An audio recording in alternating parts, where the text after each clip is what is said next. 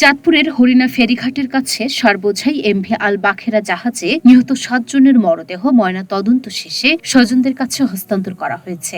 মঙ্গলবার দুপুরে চাঁদপুর শহরের স্বর্ণখোলা রোডে লাশঘর প্রাঙ্গণে চাঁদপুর জেলা প্রশাসন, জেলা পুলিশ এবং নৌ পুলিশ পরিবারের কাছে মরদেহগুলো হস্তান্তর করে।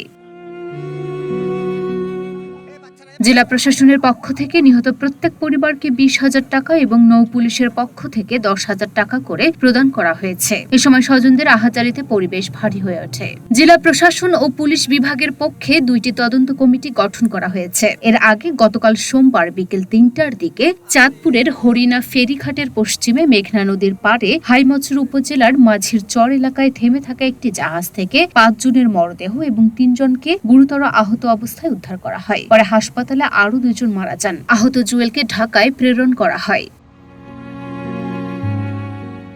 নিহত 7 জন হলেন নড়াইলের লোহাগড়া উপজেলার এগারনলি এলাকার আবেদ মোল্লার ছেলে সালাউদ্দিন, একই উপজেলার পাংখারচর উত্তর এলাকার মাহবুবুর রহমান মুন্সির ছেলে আমিনুর মুন্সি, ফরিদপুরের কোতোয়ালি উপজেলার জুয়াইর এলাকার মৃত আনিসুর রহমানের ছেলে মুহাম্মদ গোলাম কিবরিয়া, একই এলাকার মৃত আতাউর রহমানের ছেলে শেখ সবুজ, মাগুরার মোহাম্মদপুর উপজেলার চর বসন্তপুর এলাকার আনিস মিয়ার ছেলে মুহাম্মদ মাজিদুর, একই উপজেলার পলাশ বাড়িয়ার দাউদ হোসেনের ছেলে মুহাম্মদ সজিবুল ইসলাম এবং মুন্সিগঞ্জের শ্রীনগর উপজেলার দেলোয়ার হোসেন মুন্সির ছেলে রানা কাজী। তারা সবাই জাহাজের স্টাফ।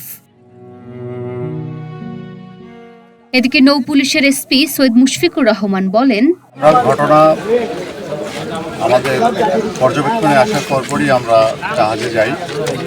আমরা যে আলামতগুলো জাহাজ থেকে উদ্ধার করেছি এবং যে পারিপার্শ্বিক অবস্থাগুলো আমরা দেখেছি, তো আমাদের কাছে ডাকাতির ঘটনা বলে মনে হয়নি।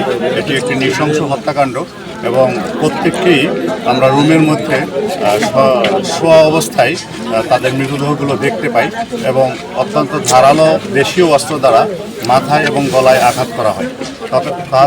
এ থেকে যেটা মনে হচ্ছে যে এটা পূর্ব পরিকল্পিত এবং এটি একটি হত্যাকাণ্ড এবং বীভৎস হত্যাকাণ্ড। আমরা ইতিমধ্যে বেশ কিছু ক্লু পেয়েছি, যেগুলো তদন্তের স্বার্থে আমরা বলতে পারতেছি না। তো আমরা ক্লুগুলো নিয়ে অগ্রসর হচ্ছি এবং একটি ভালো সংবাদ আপনাদের জন্য আছে যে জাহাজে 8 জন ছিলেন, 7 জন মারা গিয়েছেন, বাট একজন যিনি বেঁচে আছেন তার অবস্থা ভালো। তাকে ঢাকা মেডিকেল কলেজে রেফার করা হয়েছে। তার ওখানে অপারেশন সাকসেসফুল হয়েছে এবং সে সুস্থতার দিকে। আমরা আশা করি খুব অল্প সময়ের মধ্যে তার সাথে কথা বলতে পারবো। সেই একমাত্র জীবিত ব্যক্তি যিনি আমাদেরকে মূল তথ্যগুলো দিতে সক্ষম হবেন। জেলা প্রশাসক মোহাম্মদ মহসিন উদ্দিন জানান, একটি তদন্ত কমিটি গঠন করা হয়েছে যারা আগামী 10 দিনের মধ্যে তদন্ত রিপোর্ট জমা দেবেন। আমরা এই ঘটনাটাকে কেন্দ্র করে আমাদের তদন্তকারী সংস্থাগুলো আলাদা তদন্ত করবে, কিন্তু এছাড়াও আমরা বিজ্ঞ অতিরিক্ত জেলা ম্যাজিস্ট্রেট, আমাদের নৌ পুলিশের একজন অতিরিক্ত পুলিশ সুপার, আমাদের বাংলাদেশ পুলিশের একজন অতিরিক্ত পুলিশ সুপার এবং কোস্টগার্ডের স্টেশন কমান্ডারকে দিয়ে আমরা একটা তদন্ত কমিটি গঠন করেছি এবং সেইটা 10 দিনের মধ্যে তারা এই তদন্ত প্রতিবেদন আমাদেরকে দিবে যে এই ঘটনাটা কেন ঘটেছিল আর কি। আর আমরা এই মুহূর্তে এই যারা নিহত হয়েছেন তাদের পরিবারকে এই লাশগুলার দাফন কাফনের জন্য আমরা জেলা প্রশাসনের পক্ষ থেকে আমরা প্রত্যেক পরিবারকে 20,000 করে টাকা দিচ্ছি। আমি এই বিষয়টা নিয়ে আমরা শিল্প এই শ্রম কর্মসংস্থান মন্ত্রণালয়ের সাথে কথা বলেছি, শিপিং কর্পোরেশনের সাথে কথা বলেছি। তারাও এই ঘটনাটাকে সিরিয়াসলি নিয়েছে। এই যারা এখানে জাহাজের যারা শ্রমিক ছিল তাদেরও একটা কল্যাণের বিষয় আছে এবং শিপিং কর্পোরেশন এবং ওই মন্ত্রণালয় আমাকে কথা দিয়েছে যে তারা এই শ্রমিকদের পাশে দাঁড়াবে। লুনা আফরোজ নিপা, ঢাকা পোস্ট।